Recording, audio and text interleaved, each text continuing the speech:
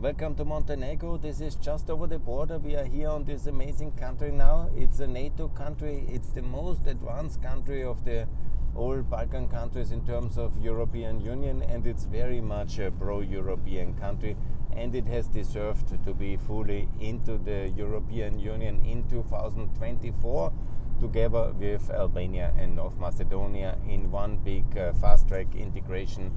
Like we did it for Bulgaria and Romania in 2007, we can do that now for the three countries. They can vote already in the European Parliament 2024, and it's of course much better. And it allows then inside the European Union to clean up all the remaining issues from terms of rule of law, because then the rule of law is very clear. The EU rules the law, and then we have also the funding for the infrastructure, which is much better inside, for the environmental cleanup, which is also here quite a lot to do in wastewater, colonization and so on. We can also help them much better in the energy crisis, and we can contrast the good behavior of Montenegro, North Macedonia and Albania towards us and towards Ukraine in this crisis, with the contrasting very bad behavior of Serbia and the not so pleasant one, especially of the Serbs in Bosnia. So that's, I think, very important. So we have to reward good behavior, because then we have better behavior in the future. If we reward the bullies, we get war, like in the case of Russia, and that's of course to be rejected. So what we need here is of course a major push for railway infrastructure, a major push for highway infrastructure. This here is still to this day the best road between Albania and Montenegro. There's only one coastal road and one mountain road, but this is the main transit north or south Adriatic highway. You can call it highway if you have fantasy, but in reality this is already much better than it ever was, because it's just 5 years old or 6 years old. But there should be a real highway, and it's not, and it was promised in 2014, 15, 16, 17, 18, 19, 20.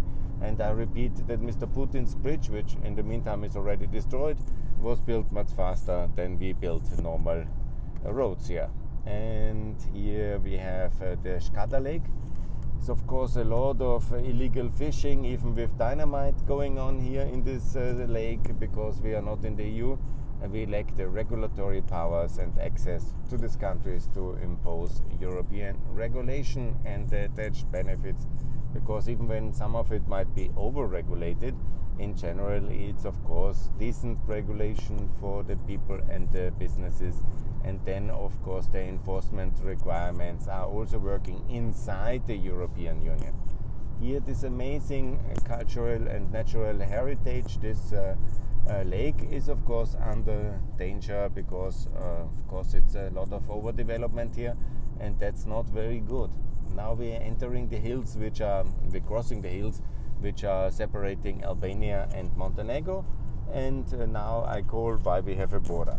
You know, in the EU, of course, you don't have a border then, and that's much better. You have a border still, but you have obviously also the reality that you have basically an invisible border only, because there is a customs union, the people can move freely, and that's very good. And Albania, Montenegro, and North Macedonia, that would be allowing that Kosovo, so Kosovo should also later join, and Bosnia as well, only Serbia must be isolated. But the situation is very good. Then from Croatia you can directly go to Montenegro, to Albania, to Greece, and Greece is then connected with a second land border, not only with Bulgaria and Romania, but also then a coastal corridor is possible, which we should build very fast, because that is good for Greece, that's good for Europe, and that's good for all the Balkan countries. Even Serbia will indirectly benefit if all the region is more developed, and that is very good. Of course, Serbia must be isolated. Yeah, Kosovo of course must join NATO, and also Bosnia must join NATO, so that's very important next steps.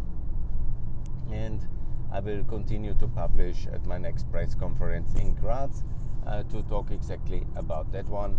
And I will then continue to have my Austria joins NATO campaign, together of course with Albania and Montenegro, which I will focus now the next coming 2-3 days. I will focus very much on Montenegro in the European Union, and that is fantastic.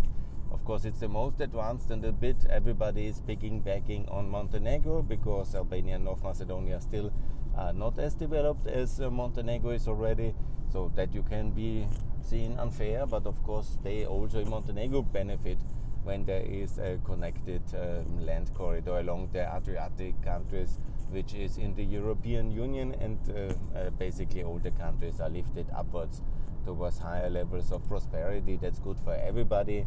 And of course, Montenegro benefits if Serbia is also shown the door, because they are really under heavy bullying pressure from Serbia.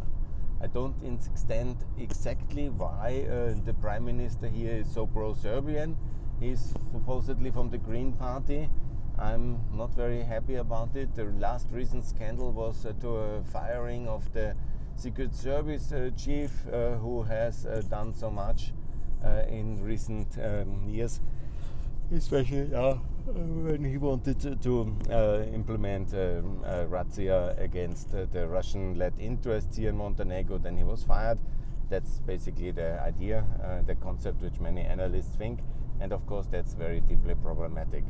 So what we need here is also a European consensus, fast-track integration, and that will reduce the Serbian and Russian influence, which in Montenegro is considerable, similar to, of course, Macedonia. And I call everybody, move away from the Russian interests, and let's be the clear direction, the European Union, and that is what I'm calling for. Yes, and there is this clarity in the task. Here the houses are getting, of course, very Europeanized already in a way. The Montenegro building style is fantastic, and here we are now, after the second hill, we are crossing now into the plains of Tuzi, going to Podgorica. Tuzi and also, of course, Olcin are the two main towns for the Albanian minority in Montenegro, which actually puts on the Prime Minister now. That's surprising, and that's good. Shows the tolerance, but unfortunately somehow he feels connected, or he feels it necessary to support the Serbian side due to this complicated electoral divisions here between Montenegrins, Serbian Montenegrins, Albanians, Bosnians. You have a high degree of minority votes. That's, by the way, also the railway. By the way, we are in 2022. Where is the super European highway? Where is the super European railway? This is all not good enough. The Adriatic highway and railway connection are at the level of the 19th century here today, and that's not good. Now we are declining here after the second hill. We are going to the wine valleys. I call it the Burgenland, comparison with the lighter mountains and the lighter plains towards the Neusiedler See are not excluded, and are quite naturally here again at the railway. And you see how beautiful this country is. It's not very sunny, but luckily it's not raining cats and dogs as in Albania now the last 2 days. I didn't show it to you on the video podcast because it was a little bit annoying, but we are here now, and there are the mountains from the Budva and from Kota Bay. The coastal mountains are over there. Over there is the plains, and here is all the wine land you can wish for. This is very famous, very good Plantage winery. It starts very soon, and you will see it's one of the biggest wineries in Europe.